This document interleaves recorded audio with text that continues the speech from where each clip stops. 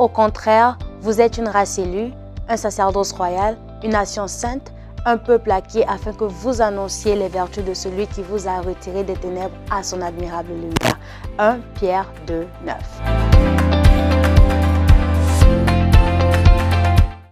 Bonjour à tous, welcome inside. Aujourd'hui, dans notre épisode, dans mon parcours, j'ai avec moi une sœur qui est influenceuse, entrepreneuse, mère de famille, étudiante, mais surtout aujourd'hui qui a la fierté d'être née de nouveau.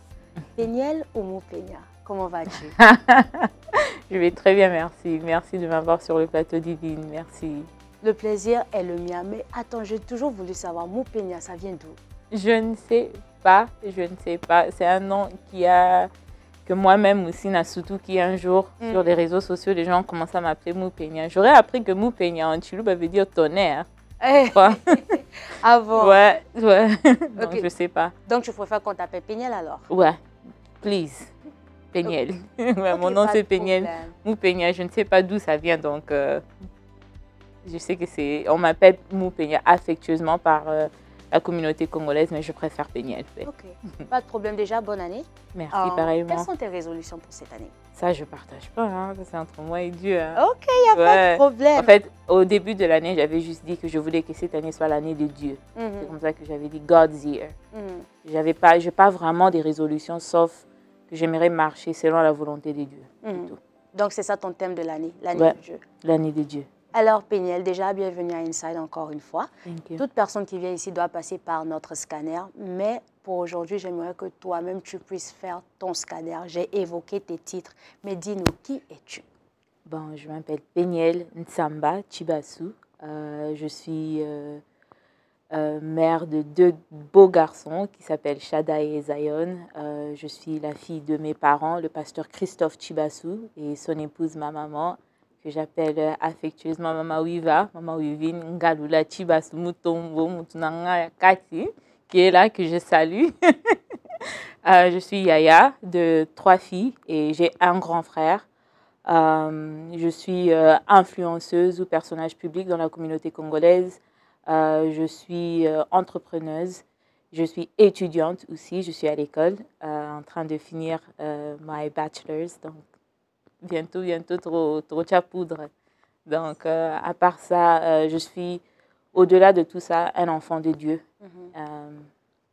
une servante. Et ouais, je pense que c'est tout, hein. Alors, des ténèbres à la lumière. Ouais. Aujourd'hui, tu veux parler de ta nouvelle naissance, de ta conversion. Ouais. Quelles sont les circonstances qui ont conduit à cela? Oh là là, déjà, pour parler de la reconversion, je pense qu'il faudra parler de la déconversion d'abord.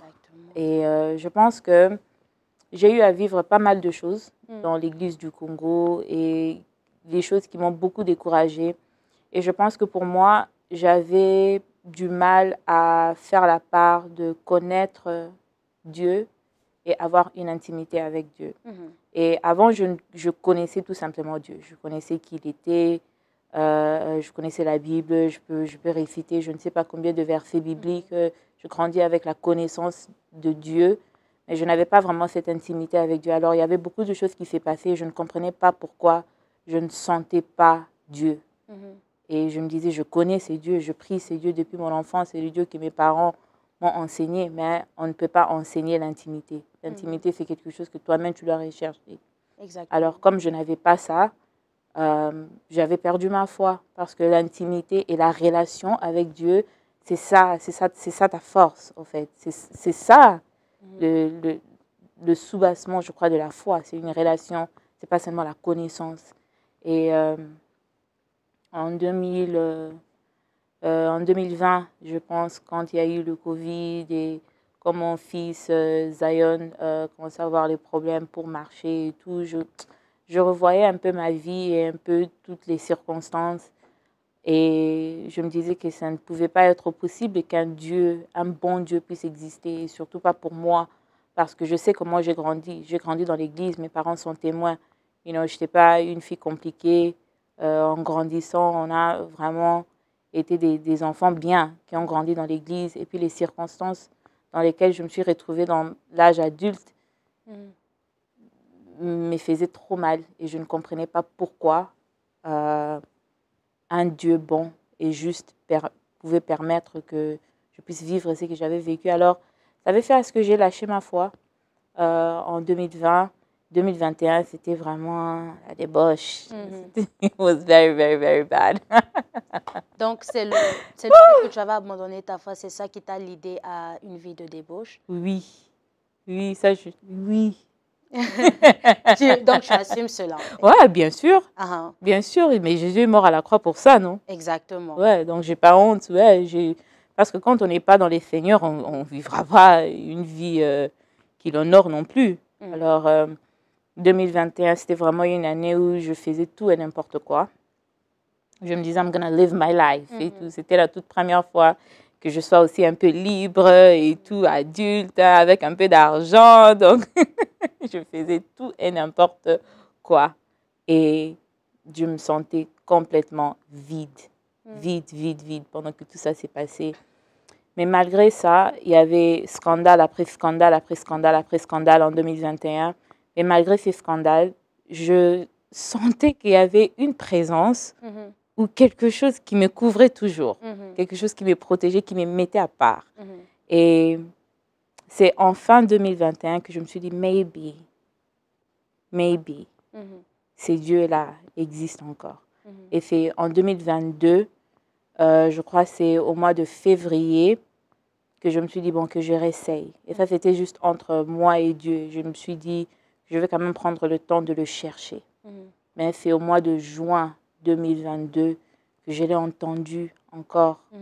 Et je ne dirais pas que c'était la première fois que je l'entende, mais c'était la première fois que je l'invoque et que je l'entende et que je sache que c'était réellement sa voix. Et c'est un parcours qui était très difficile pour moi, mais je suis contente d'être là où je suis aujourd'hui. Et c'est en passant aussi par des problèmes de santé mentale et tout, que j'ai su voir plutôt combien Dieu m'aime, combien il est présent et combien sa présence est palpable dans ma vie entière. Donc, je pense que c'est ça.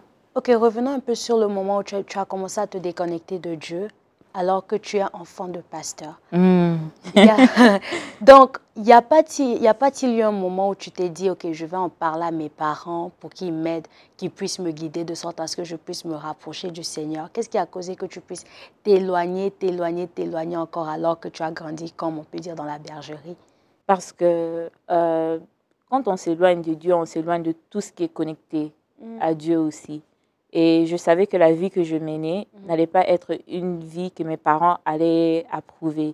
Donc, je m'étais même éloignée de ma famille, je m'étais éloignée de toutes les personnes qui pouvaient me rapprocher aussi des dieux. Alors, je me disais, j'ai vécu quand j'étais jeune, quand j'étais encore au high school, j'ai fait tout correct. J'étais correcte, j'étais à l'église, je faisais tout comme enfant de pasteur et tout, mais j'ai quand même vécu ce que j'ai vécu, alors je m'en fous.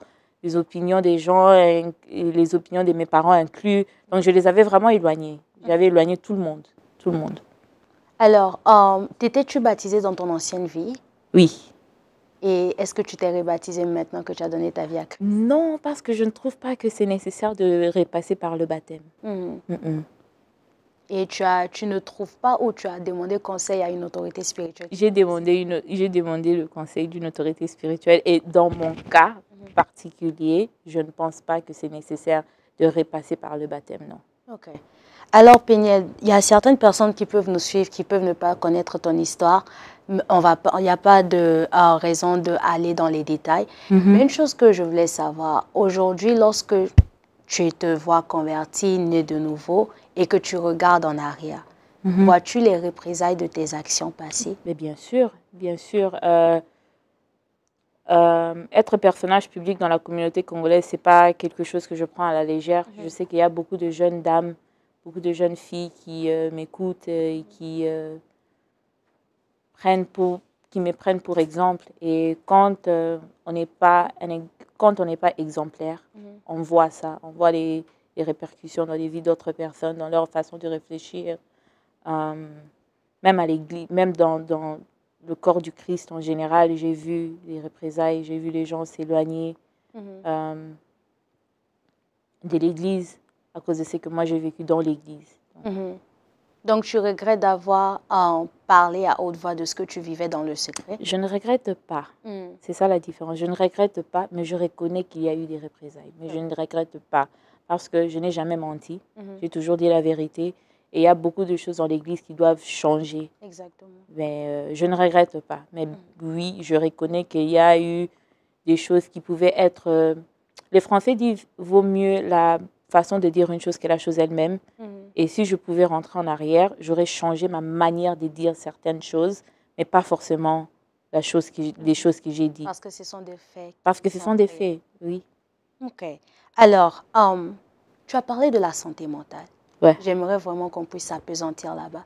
Parce que c'est un sujet vraiment tabou dans l'Église et même oublié. Parce qu'on a souvent tendance à attribuer cela aux démons. Tu as un problème de santé mentale, des attaques, des paniques d'attaque, l'anxiété. Oh, on va aller prier pour toi. Quelle est ton histoire avec la santé mentale? Déjà, la santé mentale, moi je trouve que la santé mentale est basée dans les émotions. Et Dieu n'est pas dans l'émotion, Dieu est dans l'esprit. Il faut savoir faire la part de choses. Et moi, je souffre de l'anxiété et de la dépression. Et c'est quelque chose... L'anxiété, en tout cas, je ne sais pas quand ça a commencé, mais je crois que j'ai toujours été quelqu'un d'anxieuse, très réservée.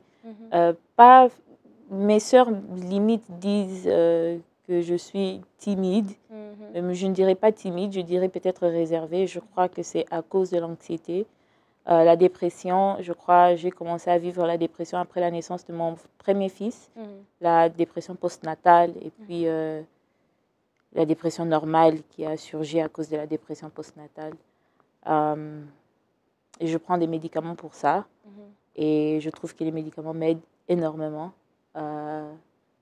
Ça m'aide à regulate. Comment on dit regulate en français? Régulariser. Ça m'aide à régulariser mes émotions afin que mon esprit puisse être aussi calme pour que je puisse me connecter à l'Esprit de Dieu. Donc, je pense que c'est important. La santé mentale, pour moi, c'est comme la santé physique. Si tu casses ton bras, tu ne vas pas aller à l'église. Exactement. Tu vas aller à l'hôpital. Bien sûr que tu vas prier à ce que la main de Dieu soit sur les médecins qui vont te traiter, mais tu ne vas pas aller avec un bras cassé à l'hôpital, à l'église, et tu ne vas pas tout simplement prier. Non. Tu vas aller à l'hôpital, on va mettre des plâtres et tout ce qu'ils doivent faire pour ton bras. C'est la même chose avec la santé mentale. C'est juste le cerveau. C'est parce que les gens ne voient pas la santé mentale, les gens n'entendent pas forcément la santé mentale, qu'ils ne pensent pas que ce sont des choses réelles, physiques. Mais c'est physique, c'est réel. Et c'est la médecine, c'est la science. Les gens veulent faire comme si Dieu n'est pas dans la science, mais Dieu a tout créé. Même la science, Dieu est là-dedans. Même la Bible dit que la crainte de Dieu est le commencement de la sagesse et la science. Voilà. Alors, ok, tu as parlé de la santé mentale, tu as parlé du fait que tu bois des médicaments. Mais comment est-ce que tu arrives à vivre, sachant que tu as un problème de santé mentale? Je vis comme toute autre personne. Hein. C'est comme quelqu'un qui est peut-être diabétique, qui prend des médicaments pour diabetes. Je ne sais pas, c'est... Le matin, je me réveille, je prends mes médicaments et ma journée continue. Si je ne prends pas mes médicaments, c'est quand je ressens ça ne va pas. Mais quand je prends mes médicaments, tout est normal. Je ne trouve pas que c'est... C'est comme quelqu'un qui prend des vitamines le matin. Donc, je ne trouve pas que c'est tabou ou bien c'est quelque chose d'honteux. Non, j'ai besoin de l'aide. Et je n'ai pas honte de dire que j'ai besoin de l'aide. Et si les médicaments m'aident à être calme, à être posé mentalement, où est le mal? Parce que si il a pété, au pétage. Ok, quand on regarde la Péniel d'aujourd'hui, après juin 2022, n'est-ce pas, c'est là où tu as vraiment décidé de te reconvertir. Et la Péniel d'avant juin 2022, quelle est la différence? Parce qu'apparemment, on dit que tu es bornée. Est-ce que c'est vrai? Que je suis quoi? Têtue. Têtue? Têtue, oui, oui. Bandit, peut-être pas. Mais têtue, oui. Et je suis têtue jusqu'à aujourd'hui. Je pense que ma têtutesse peut être une qualité comme un défaut. Je trouve que quand c'est bien placé, je suis quelqu'un qui a une très forte personnalité et qui ne lâche pas facilement. Si je suis déterminée, cette têtutesse se transforme en détermination Et parce que les gens aiment me dire tu es forte et tout, comment tu surmontes plusieurs choses et tout ça, tout ça. Quelque part, c'est cette têtutesse-là qui se transforme en force. Mais quand c'est un défaut, c'est un défaut. C'est vraiment un défaut. Ok, donc le Seigneur est en train de travailler là-dessus. Thank you. Yes, very much so. Jesus is still working on me. So. Mais je pense qu'une très grande différence entre la Péniel d'avant 2022 et la Péniel de maintenant, déjà, j'ai beaucoup travaillé pour reconstruire ma relation avec ma famille, notamment ma maman. En tout cas, je pense que c'est l'une de mes plus grandes bénédictions d'être proche à elle, de l'écouter et de passer du temps avec elle. C'était une relation, quand je ne prenais pas mes médicaments et quand... En fait, parce que c'est bizarre, parce que ma maman m'avait même dit avant que je ne passe par les médecins que je passais par une dépression et tout. Je me rappelle, je m'étais fâchée contre elle. J'avais pris ça comme si elle m'insultait, comme si elle parlait mal de moi. Mais elle avait constaté quelque chose en moi qui avait besoin de l'aide. Et moi, je ne réalisais pas ça. Et c'est quand je me suis reconvertie et que j'ai eu le temps à passer avec mon psy et tout ça, que j'ai vu, ah ouais, maman, ce qu'elle disait, c'était correct. Et ça m'a permis, heureusement que ma maman, elle a un très grand cœur parce que je ne suis pas un enfant facile. Ok, parlons de ta maman, de ta famille. Lorsque tu t'étais séparée d'eux parce que tu voulais vivre ta vie et tout ça, comment est-ce que tu as vécu cela? Comment est-ce qu'ils ont vécu cela? J'ai posé la question à maman, ça fait quelques jours. Elle m'a dit qu'ils ont juste beaucoup souffert, maman et papa. Papa évitait de poser maman des questions, maman évitait de poser papa des questions. Ils voyaient des choses sur les réseaux sociaux et personne n'en parlait. Chacun souffrait dans son coin pour ne pas faire souffrir l'autre plus en parlant. Mes frères et sœurs, mon grand frère, je ne sais même pas. Au fait, lui, il ne parle pas beaucoup, mais je savais quand même, parce qu'on est très close, je savais que lui aussi, ça lui dérangeait beaucoup le fait de m'éloigner de ma famille. C'était pas bien. Je sais qu'ils ont souffert. Et en tout cas, je vais vraiment dédier le reste de ma vie à faire en sorte qu'ils ne puissent plus ressentir ces sentiments-là. Ok, tu as évoqué ta déconnexion du Seigneur et aussi ta dépression. Penses-tu que les polémiques, ou dirais-tu que les polémiques multiples sur les réseaux sociaux autour de ta personne étaient liées à ta déconnexion du Seigneur ou à la dépression? Oui et non, parce que je trouve que les polémiques ont déclenché beaucoup de ma dépression aussi. Parce que c'était des polémiques pour tout et n'importe quoi. Je pouvais mettre une photo de moi avec mes enfants et quelqu'un va prendre ça et déformer ça et changer la nature et mettre une légende que moi je n'ai même pas mise, qui va causer les gens de parler. Les gens faisaient des émissions, je ne sais pas, 100 émissions par semaine sur une seule personne. Toute personne normale ne supportera pas ça. Et je ne dirais pas que les polémiques étaient dues à la dépression et dues à ma déconnexion, mais je pense que, parce que les polémiques ont commencé même avant que je ne puisse...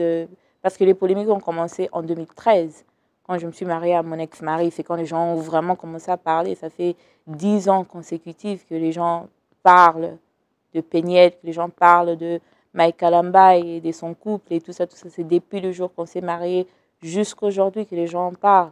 Et vous ne direz pas qu'en 2013, parce que je me suis mariée à mon ex-mari en 2013, j'ai créé mon premier compte sur les réseaux sociaux en 2017, 4 ans après. Mais durant ces 4 ans-là, il y avait des polémiques, tout ce que je faisais, même quand je ne parlais pas, les gens ne savaient pas. Quand tu ne parles pas, oh, elle ne parle pas parce qu'elle est hautaine.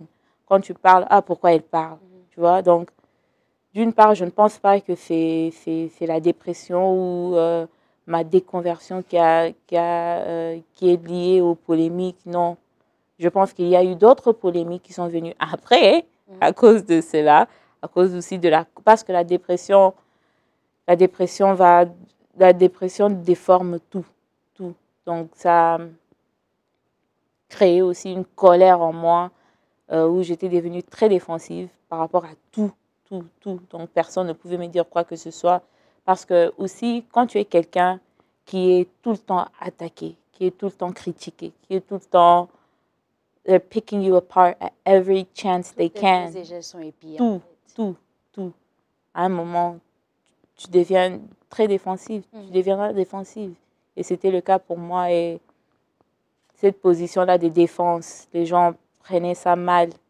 Ils comprenaient ça mal, mais ils ne savaient pas que j'avais aussi beaucoup encaissé pendant beaucoup d'années avant d'en arriver là. Et comment est-ce que tu as vécu tout ce stress, toutes ces catastrophes avec tes enfants? En tout cas, Dieu m'a donné des anges, hein. Franchement, surtout mon fils aîné, Shaddai, que j'adore. Lui, vraiment, je l'appelle le fils parfait.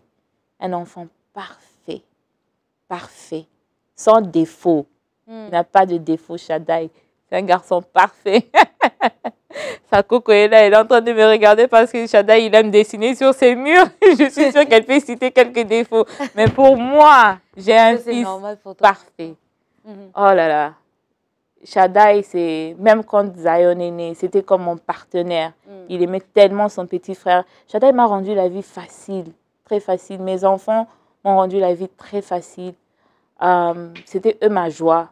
Et je pense que c'était après leur départ que je suis vraiment tombée dans une vraie dépression parce que c'était des piliers pour moi, mes deux garçons. Quand ils sont rentrés vivre au Congo avec leur papa, quand on a décidé qu'ils aillent au Congo, c'est quand ma santé mentale a vraiment bien détérioré. Parce que mes enfants... J'ai des enfants parfaits, Dada.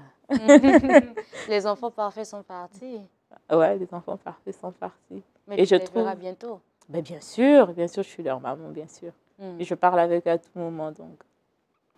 Ok, tu as dit que tu as constaté que tes actions passées ont eu des représailles, beaucoup de personnes avaient quitté les églises et ça t'avait vraiment attristé le cœur.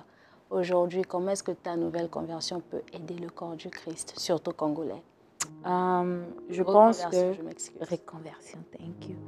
Je pense que le fait de voir mon témoignage, le fait de voir tout ce que j'ai vécu publiquement montre que Dieu est vraiment ce qu'on appelle un rédempteur. La Péniel d'hier et la Péniel d'aujourd'hui, c'est vraiment, selon moi, deux différentes personnes. Et j'entends les gens dire, tu rayonnes, tu sembles être plus apaisé et consort et consort. Et aussi le fait d'avoir, je crois, cette humilité-là pour demander pardon au corps du Christ et demander pardon aux personnes que j'ai offensées. C'était juste pour leur faire comprendre que même moi, je comprends que quelque part, mon comportement n'était pas bien et que si j'ai été, comme les Quinois disent, libaku pour les autres, je m'excuse. Pierre de Limi. Une pierre d'achoppement. Une pierre Stumbling block. Stumbling block. Une pierre d'achoppement. Ah, ok. Moi, je ne suis pas très forte en français, mais je me bats. Tu te débrouilles trop bien. Thank you Parce que so je much. t'entends souvent parler l'anglais. Ça m'étonne même de te voir parler en français. Ah, thank you. Je me débrouille. Ouais, d'être une pierre d'achoppement pour l'Église, c'est quelque chose qui m'a beaucoup attristé.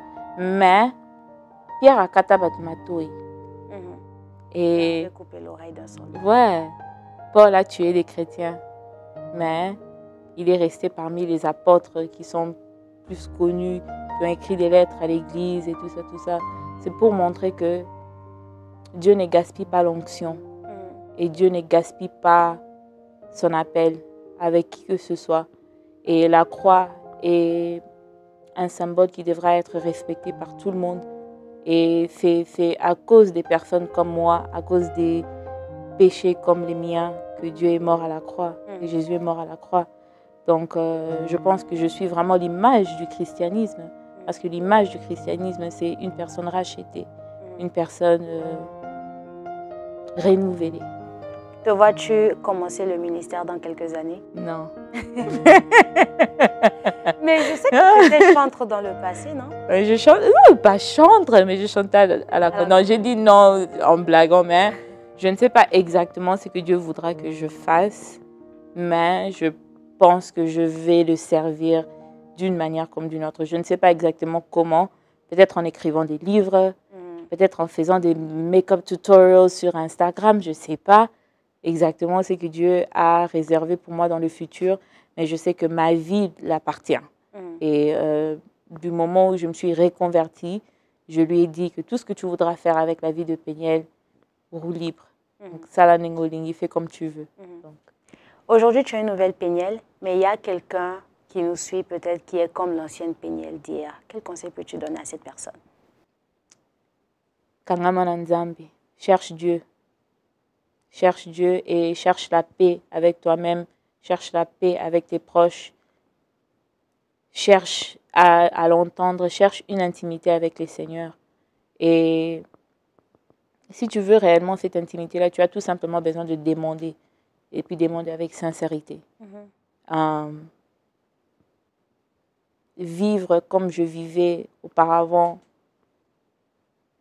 n'amènera rien de bon dans ta vie, rien. Et moi, je parle par expérience. Je ne le dis pas pour descendre qui que ce soit. Je parle par expérience. La vie que je menais, je crois que ça fait 2 ans. Ce n'est pas une vie que je peux conseiller qui que ce soit. Ok, il n'y a pas longtemps sur les réseaux sociaux, je t'ai vu, tu étais en train de faire ton make-up. Et il y avait une chanson assez particulière qui jouait en arrière-plan. Et tu as dit dans ta vidéo, tu as dit dans ta vidéo que tu n'es pas hypocrite et que le succès du père de tes enfants, c'est aussi ton bonheur, ta joie. Quelle est ta relation avec ton ex-mari, le pasteur Mike? We're co-parenting. We're co-parents. On a 2 beaux garçons qu'on aime. Et en fait, la relation, c'est une relation amicale. Hein? On est là, on veut élever nos enfants dans la paix et ça s'arrête là. Rien de romantique. Le passé est derrière, ce qui devait être pardonné, pardonné. Et on avance. Ok. Et aujourd'hui, quelle est ta nouvelle relation avec tes parents, tes frères et sœurs? Comment est-ce que toutes les choses évoluent? Oh là là. Déjà, mes sœurs, je peux dire que mes sœurs, c'est mes meilleures copines, mes meilleures amies. Et je parlais d'ailleurs avec ma sœur Anna. Elle, je parle avec elle chaque jour. Anna Mbombo. Shout Misenga. Anna Mbombo. Anna Mbombo Majunda. Elle, vraiment, elle est là, dans mon cœur. Donc, mes sœurs, c'est vraiment mes meilleures copines. Ma nièce, d'ailleurs, elle est là. Si tu demandes à mon fils aîné s'il a combien de frères et sœurs, il va te dire j'ai un petit frère et j'ai une petite sœur. Donc, on est vraiment très close. Je suis très proche à mes parents. J'ai eu à passer beaucoup de temps avec mes parents, beaucoup de temps avec ma famille. C'est vraiment la fondation de ma paix. Vraiment la fondation de ma paix. They are my pillar. Et je suis très reconnaissante envers eux. Surtout envers ma maman, d'avoir gardé la famille intacte avec tout ce qui s'est passé et tout. Je pense que la relation est telle qu'elle devra être avec tout le monde. Et aujourd'hui, es-tu retournée dans l'église congolaise? Ouais, je prie à l'église de mon père. Ok. Last Harvest Baptist Church. Ouais. Alors, nous sommes arrivés à la fin.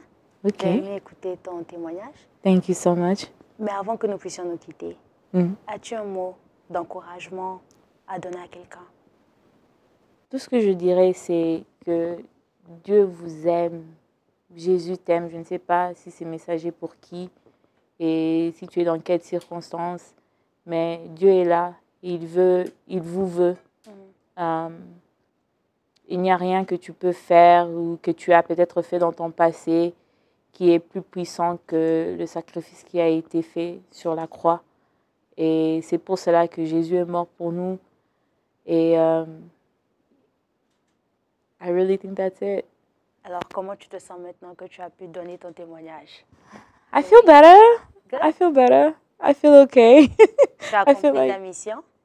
Je ne pense pas que j'ai encore accompli la mission, mais je pense que j'ai fait un pas. Et j'ai commencé à accomplir la mission que Dieu a mise sur terre. To do. Alors, Péniel, je suis contente que tu as pu choisir... Oups! Je suis contente que tu aies pu choisir notre plateau de sorte à pouvoir venir donner ton témoignage. J'ai été très édifiée moi-même. Et je veux te dire que s'il y a des gens à l'extérieur qui te jugent, nous décidons de te tendre la main. Je suis une servante de Dieu, une sœur en Christ. Je sais ce que c'est que de se déconvertir et de revenir au Seigneur. Je suis vraiment contente que les anges puissent s'élever au ciel avec ta reconversion. Thank you so much, Divine. Thank you. No worries. Alors, nous voici à la fin de notre épisode. Nous avons pu entendre notre sœur qui a donné son témoignage. Si vous avez été édifié, n'hésitez pas d'envoyer cette vidéo à une personne de sorte à ce qu'elle puisse être aussi édifiée. Et en attendant, la paix chez vous. N'oubliez pas de vous abonner à notre chaîne YouTube. Bye bye.